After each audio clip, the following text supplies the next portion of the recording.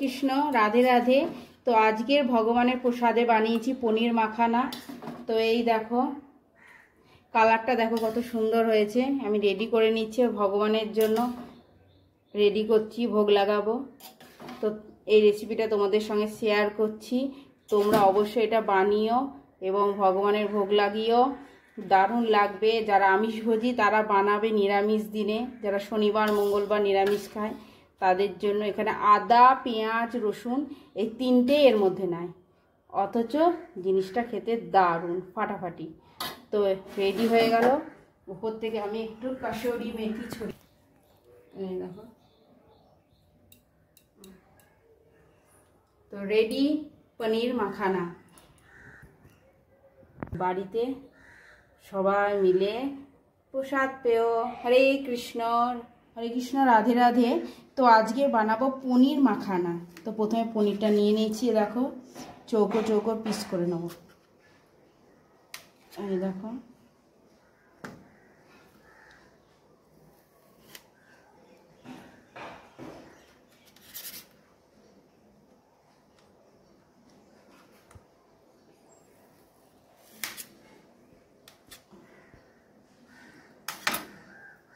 এভাবে পিস করে নেব পনিরটা।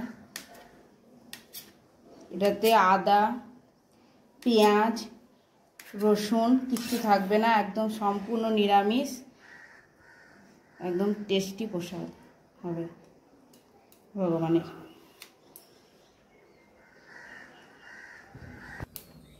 দেখো তেল গরম চাপিয়ে দিয়েছি। পনির এই দেখো, এখানে 750 পনির আছে। পনিরটা প্রথমে ভেজে তুলে নেব।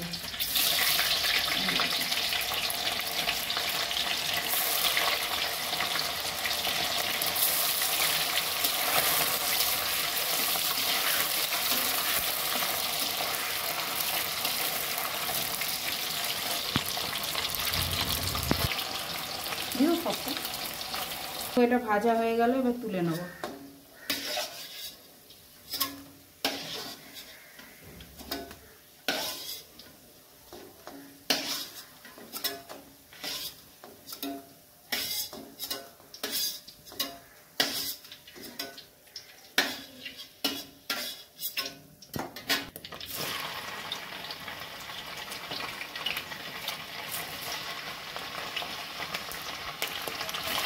বাকি পনিরগুলো ভেজে নিচ্ছি।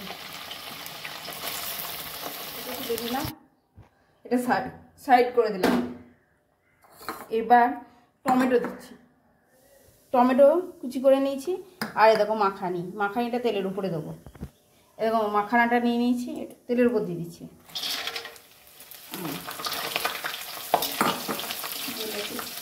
টমেটোটা দিয়ে দিলাম, দিয়ে দিচ্ছি, হালকা ফ্রাই করে নেব।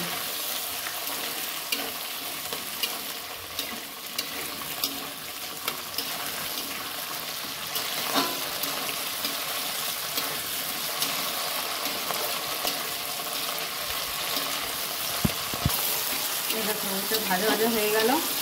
এবার এটাকে তুলে নেব। টমেটোটা দিয়ে দিই।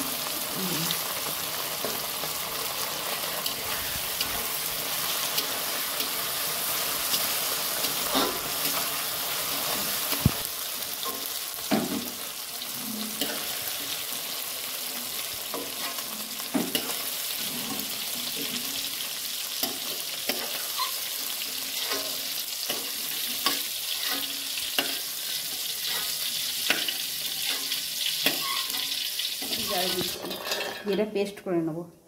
এই দেখো,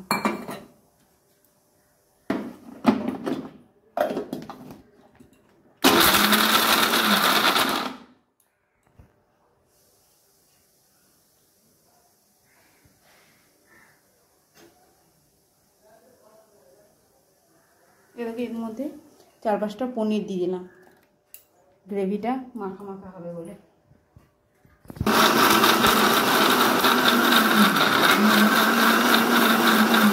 আর একটু হবে, হয়ে গেছে। এবার কাসুরি মেথি একটু ক্রাশ করে দিয়ে দিচ্ছি।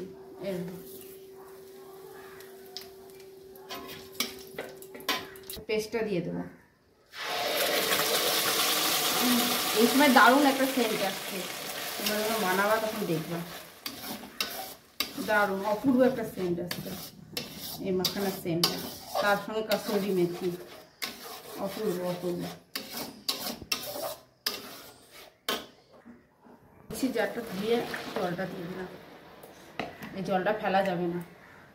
এর মধ্যে পনির আছে, মাখানা আছে, টমেটো আছে, তিনটে একদম কস্টলি। ব্যাস এবার এটা তেল ছাড়া পর্যন্ত কষতে হবে। এবার লঙ্কা বাটা দিচ্ছি, এখানে আমি শুকনো লঙ্কা বেটে নিয়েছি, তার সঙ্গে কাশ্মীরি রেড চিলি পাউডারও আছে মেশানো। এবার এখানে দেখো আদা জিরে বাটা আছে, এই আদা জিরে বাটা সরি জিরে আর ধনে বাটা আছে। এবার এটা ভালো করে মিক্স করি।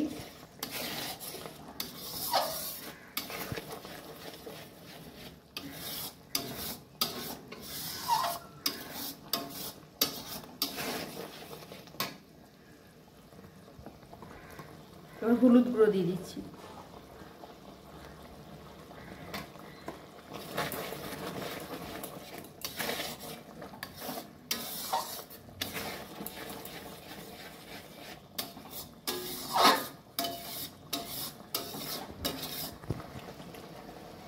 লবণটা দিয়ে দিচ্ছি পরিমাণ মতো,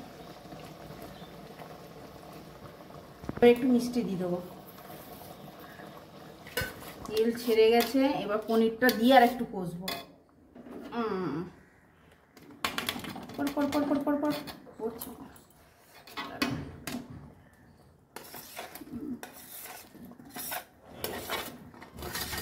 এই রান্নাটা একদম দারুণ হবে, একবার না করলে তোমরা বিশ্বাস করতে পারবে না এটা কতটা টেস্টি হবে। এবার এটাকে ভালো করে কষতে হবে।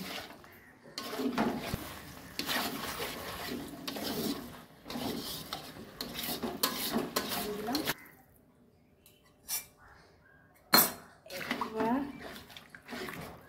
এটাকে একটু ফুটে গেলে রেডি পনির মাখানা।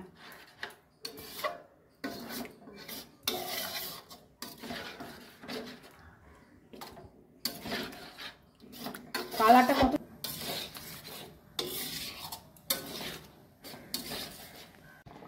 এর উপর থেকে দেখো গরম মশলাটা ছিটিয়ে দিলাম।